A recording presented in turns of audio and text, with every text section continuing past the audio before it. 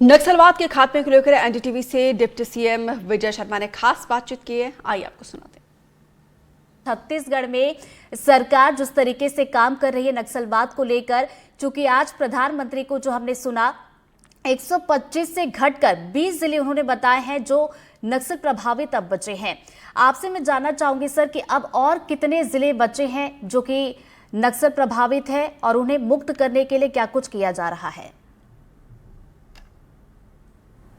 माननीय प्रधानमंत्री जी के आह्वान पर और माननीय केंद्रीय गृह मंत्री अमित शाह जी के मार्गदर्शन में यहाँ छत्तीसगढ़ की पूरी टीम, विष्णुदेव साय जी हमारे मुख्यमंत्री जी के नेतृत्व में हम लोग काम कर रहे हैं और बस्तर के कोने कोने तक भारत का संविधान लागू हो, इसके लिए हम सब वचनबद्ध हैं। नियत समय में सारे बस्तर के कोने कोने तक भारत का संविधान लागू होगा। बस्तर के गांव में के विकास के मार्ग पर अभी आईईडी बिछाकर रखा गया है, वो आईडी सारे दूर करके और बस्तर के गांव तक विकास की गंगा पहुंचेगी। यही छत्तीसगढ़ की सरकार का संकल्प है। इसमें जवानों के शौर्य, जवानों की भुजाओं की ताकत पर बारिश में भी नक्सलवाद के उन्मूलन का काम हुआ है। बहुत अच्छी पुनर्वास नीति के साथ, जिसमें जो भी पुनर्वास करना चाहते हैं उनके लिए पूरे रास्ते खोल कर रखे हैं सरकार ने, और बहुत अच्छी पुनर्वास नीति के साथ हम काम कर रहे हैं। अभी मैं आपको बताते हुए मुझे प्रसन्नता है कि आज स्वतंत्रता दिवस के दिन मैं आपसे ये बता रहा हूं कि पुनर्वास करने वालों की संख्या गिरफ्तार होने वालों की संख्या से ज्यादा हो गई। आज के दिन ही पिछली बार 15 अगस्त को और इस बार फिर से 15 अगस्त को 29 नए ऐसे गांव जहां कभी तिरंगा नहीं फहरा था, आज वहां पर भी तिरंगा फहराया गया है। तो ये क्रम आगे जारी रहेगा। नियत समय में हम पूरे बस्तर से लाल आतंक को से मुक्त करेंगे बस्तर को। और इसमें मैं आपसे विशेष रूप से कहना चाहता हूं कि बस्तर जिस नाम से है, बस्तर संभाग पूरा आप कहें, लेकिन बस्तर जिला है, वह जिला स्वयं अब माओवाद प्रभावित जिले के से अलग हो गया है। कोंडागांव हमारा जिला है, माओवाद प्रभावित जिले से अलग हो गया है। अब पूरे छत्तीसगढ़ में आप ये 20 जो संख्या आज कही जा रही है, ये पूरे देश की संख्या है। हमारे छत्तीसगढ़ में संख्या बहुत कम हो चुकी है। बिल्कुल, दोबारा आपके पास लौटूंगी सर। विकास तिवारी हमारे सहयोगी हमारे साथ जुड़े, उनका भी रुख कर लेते हैं। और चलिए सर, आपसे एक और सवाल मेरा ये है कि सरकार ने नक्सल प्रभावित क्षेत्रों की अगर हम बात करें तो विकास को लेकर कई योजनाएं भी लागू की हैं, जिन्हें आप ग्रीन कॉरिडोर की अगर बात की जाए तो क्या उसका हिस्सा मानते हैं? जी निसंदेह। पहले जो लाल आतंक का कॉरिडोर था, अब वो डेवलपमेंट का कॉरिडोर हो रहा है, ग्रीन डेवलपमेंट का कॉरिडोर हो रहा है। इसमें पुनर्वास की संस्थाएं जितने अभी ने डेवलप की हैं, वहां पर स्किल डेवलपमेंट भी हो रहा है।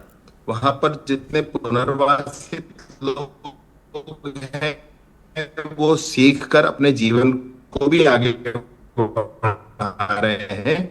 साथ ही साथ जितने भी कैंप अंदरूनी क्षेत्र में लगाए गए हैं, सभी के 10 किलोमीटर के रेंज में हैं, जिसकी पूर्णता वहां पर करनी, काफी आगे भी हम बढ़े हैं। बहुत से गांव तक अब राशन की दुकानें हैं, बहुत से गांव तक अब बैंक के शाखा खुल गए हैं, बहुत से गांव तक टावर लग गए हैं। 200 से अधिक टावर अभी तुरंत हाल में ही लगाए गए हैं। इस तरीके से आप देखेंगे तो उस पूरे ही क्षेत्र को, जिसको किसी तरीके से बंधक बनाया गया था, पूरे ही क्षेत्र को, जिसमें आदिवासियों को, बस्तर के ही मूल आदिवासियों की हत्याएं समूह में और व्यक्तिगत रूप से की जाती थी, चाहे वो मुखबिर के नाम पर हो, चाहे जन अदालतों के नाम पर हो, वो सारा सब कुछ अब थम सा गया है। और बस्तर की जनता के मनोभाव के अनुरूप माननीय केंद्रीय गृह मंत्री जी ने जो कहा है, समय दिया है, बस्तर की जनता के मनोभाव के अनुरूप आने वाले समय में इस नियत समय से ही सब कुछ वहां ठीक होगा।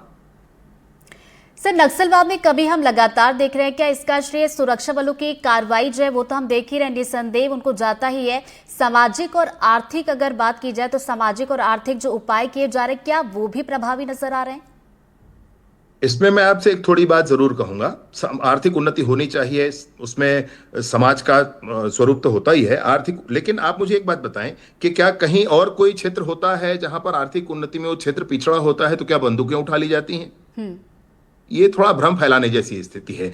फिर भी वही बात सच है कि बस्तर के उन पूरे गांव को बंधक जिनको बनाया गया था उनके द्वारा, उसको इन सारे ही आतंकों से निजात दिलाकर वहां पर उन्नति के कार्य, विकास के कार्य कर रहे हैं। बहुत सारे रेलवे लाइन बिछाए जा रहे हैं, बहुत सारे रोड बनाए जा रहे हैं, पुल पुलिया बनाए जा रहे हैं। बस्तर जितना सुंदर है, बस्तर जितना प्रभावी है, ये सुंदरता, ये प्रभाव पूरी दुनिया के सामने आनी चाहिए।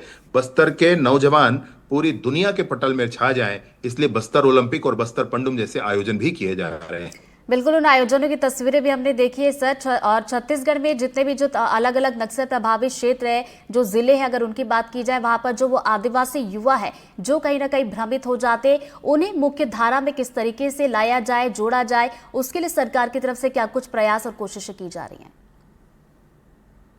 देखिए, जो पुनर्वास कर रहे हैं उनके लिए मैंने आपसे बताया, पुनर्वास नीति बहुत अच्छी है उसके है, और साथ में जो हमारे युवा हैं वो उस दिशा में ना जाएं, इसके लिए ये आवश्यक है कि युवाओं को इस बात की जानकारी होनी चाहिए कि कोई ऐसे दल पर जाने और जंगल में घूमने से ज्यादा है। पूरा छत्तीसगढ़ आपका है, पूरा रायपुर आपका है, पूरा भारतवर्ष आपका है, ये सब कुछ आपका है। आप इस तरीके से विरोध करने का कोई अर्थ होता नहीं है।